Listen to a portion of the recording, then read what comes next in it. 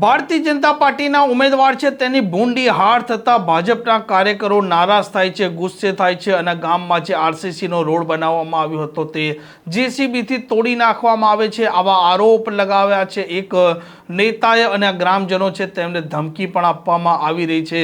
વિગતવાર વાત કરવી છે ક્યાંનો છે સમગ્ર મામલો તેની. વૈષ્ણવજન તો તેને કહીએ જે પીડ પરાઈ જાનાને રે. નમસ્કાર, આપ જોઈ રહ્યા છો નવજીવન ન્યૂઝ અને હું છું આપણી સાથે તોફિક ગાચી. ગુજરાતમાં જે પ્રકારે સ્થાનિક સ્વરાજની ચૂંટણી છે તેના પરિણામો આવ્યા છે. કોંગ્રેસ પાર્ટી છે તેને કેટલીક જગ્યાએ જીવતદાન મળ્યું છે, જ્યારે આમ આદમી પાર્ટી છે તે ત્રીજા વિકલ્પ તરીકે કેટલીક તાલુકા પંચાયત અને જિલ્લા પંચાયતની સીટો પણ જીતી છે અને નર્મદા જિલ્લા પંચાયત પણ તેમણે જીતી લીધી છે. અને આમ આદમી પાર્ટી જીત્યા બાદ હવે આદિવાસી વિસ્તારમાંથી એક ઘટના સામે આવી છે, જેમાં છોટા ઉદેપુરના એક ગામમાં આમ આદમી પાર્ટીના ઉમેદવાર છે તેમની જીત થાય છે, ભારતીય જનતા પાર્ટીના ઉમેદવાર છે તેની હાર થાય છે. અને ત્યાર પછી આરોપ લાગે છે કે ભાજપના કાર્યકરો ત્યાં આવે છે અને જેસીબીથી આ રોડ છે તે તોડી નાખે છે.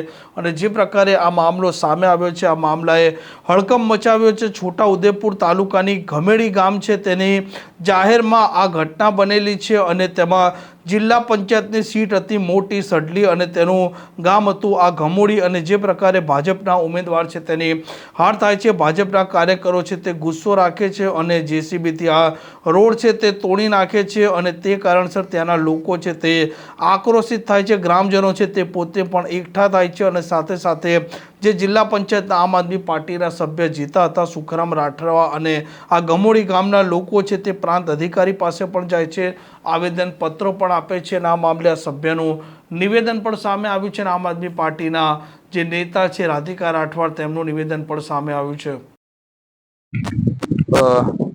હું મોટી સડલી જિલ્લા પંચાયત સભ્ય રાઠવા સુખરામભાઈ કેતનભાઈ, આજરોજ અમે પ્રાંત કચેરી ખાતે આવેદન આપ્યું છે.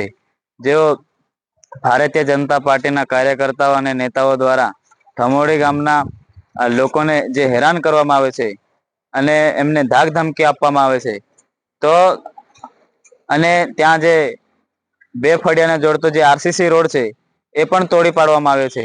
તો અમે આજે પ્રાંત કચેરી ખાતે આવેદન આપીને એમને કડકમાં કડક કાર્યવાહી કરે અને ગામની સુરક્ષા માટે પોલીસ બંદોબસ્તની માંગ સાથે આજરોજ આવેદન આપ્યું છે.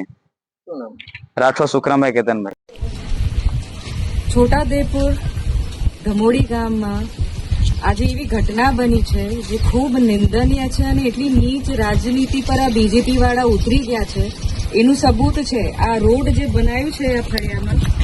આ જેસીબી વાળા બીજેપીના કાર્યકર્તાઓ હતા, જેસીબી લાવીને આખું આ રોડ તોડી નાખ્યું છે અને ત્યાં પણ ખોદી નાખ્યું છે કે બાઇક વાળા ના નીકળી શકે. તો આટલી ઓછી અને નીચ રાજનીતિ આ બીજેપી વાળા ચાલુ કરી દીધી છે અને અહીંયા લોકોને પણ ધમકાયું છે, આ બહેનોને પણ ધમકાયું છે. તો આ જે ગ્રાન્ટના પૈસા હતા એ સરકારી ગ્રાન્ટના પૈસા છે, કોઈના એમના ઘરના પૈસા નહોતા. અને આ ગ્રામજનનું રોડ છે, એમનો ઘરનો રસ્તો નથી.